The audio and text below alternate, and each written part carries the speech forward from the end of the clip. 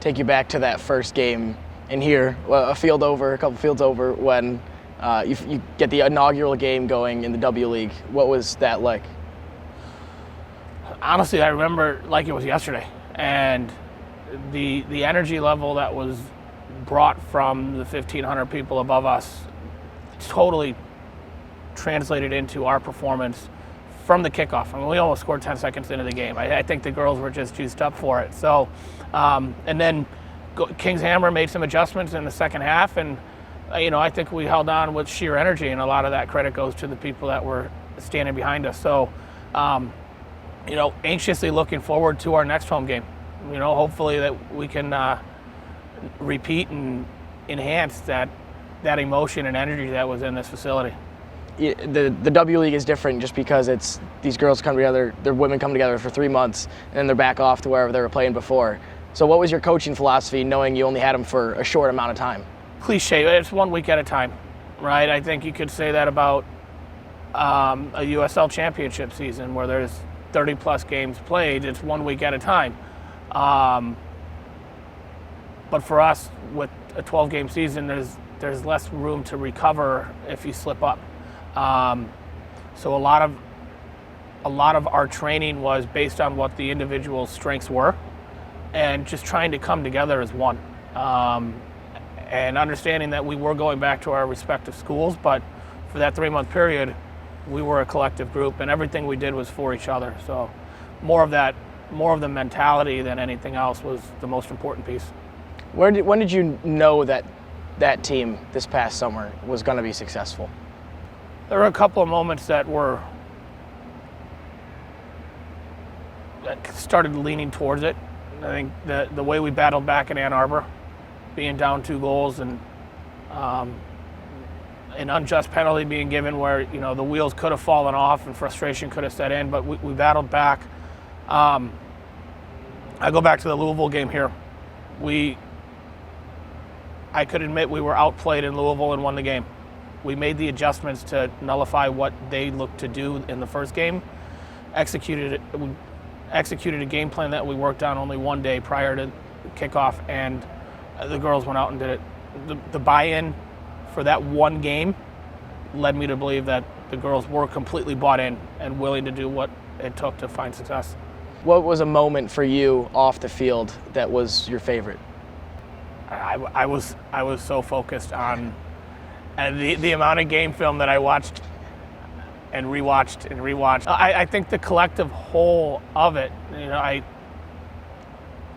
I try to include myself with any group I coach as much as possible, but that inclusion is usually observing from 10 to 15 yards back. I think, again, just seeing how they all got along, and the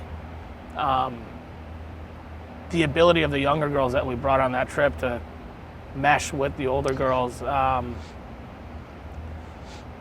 was the walk from the hotel to the stadium as a group was,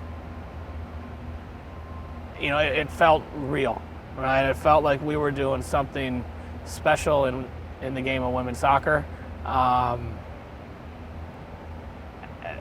But beyond that, like I said, I was so wrapped up in preparing for that game. I unfortunately probably didn't get to enjoy it as much as I should have. What would you say, I guess, kind of summed up in a sentence or a paragraph, what was the impact that last year's side had on soccer, not only in this community, but in the women's game and going forward? I think if nothing else, on and off the field, I think it showed that Indiana is its own kind of micro hotbed of women's soccer and girls soccer. I think the team proved their value on the field, and the fans, young and old, proved that they were interested and entertained by coming out and watching women's soccer. Let's look to the future now. We're not too many months away now from starting it all again. Tryouts are coming up on the 19th and 20th of December. What are you looking for in those 2 days?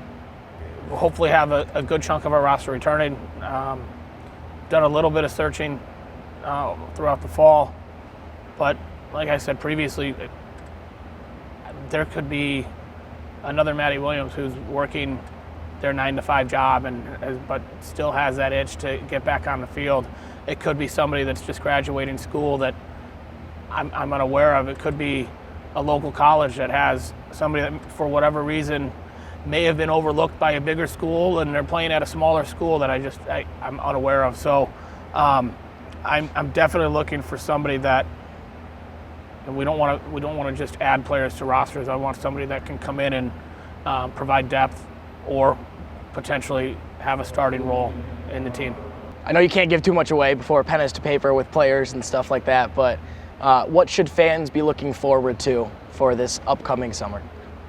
So obviously with the nature of the league, we could be losing a couple of players that were with the team last year because they're moving on. I've had some very good conversations to replace them with quality players. And I'm hoping to bring anywhere between 10 and 15 girls from last year's roster back to this year's roster. So we will have a very, very well-balanced team. We will have another fun, exciting, attacking-minded team. And my hope is that we have a little bit more overall depth from player 1 to player 20, whatever it may be. Championship season? Always. Always. You don't play if you got any lower expectations.